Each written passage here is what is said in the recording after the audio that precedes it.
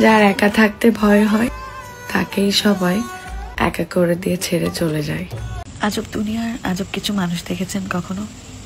আমি দেখেছি। সব থেকে অপরাধী মানুষটাকেও দেখেছি। সেটা কে জানেন? একটা ডিভোর্সি মেয়ে।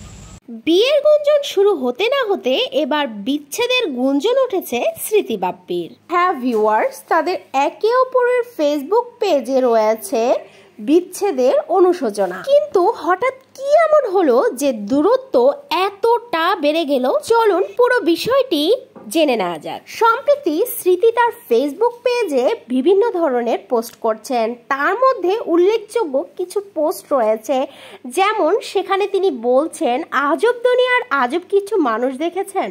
আমি দেখেছি। সব থেকে অপরাধী মানুষটাকেও আমি দেখেছি। সেটা কে জানেন? একটা ডিভোর্সি মেয়ে। আজব দুনিয়ার আজব কিছু মানুষ দেখেছেন কখনো? আমি দেখেছি। সব থেকে অপরাধী মানুষটাকেও দেখেছি। সেটা কে জানেন? একটা ডিভোর্সি মেয়ে। একটা ডিভোর্সি মেয়ে যদি রাগ করে, অভিমান করে, সোজা আপনাকে শুনতে হবে এজন্যই ভাত জোটেনি। এছাড়াও গতকাল স্মৃতি তার ফেসবুক পেজে তার মন খারাপের একটি ছবি দিয়ে লিখেছে, একটা ডিভোর্সি মেয়ের কখনোই স্বপ্ন দেখা উচিত না।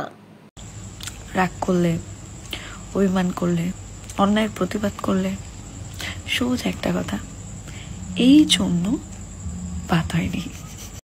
যার একা থাকতে ভয় হয় তাকেই সবাই একা করে দিয়ে ছেড়ে চলে যায়। স্মৃতি বাপ্পির সম্পর্কটা এখনো বাপ্পির পরিবার থেকে মেনে নেয়নি, কারণ স্মৃতি একজন ডিভোর্সি মেয়ে। ধরে নেওয়া হচ্ছে যে এই কারণেই ওদের মধ্যে বিচ্ছেদের গুঞ্জন।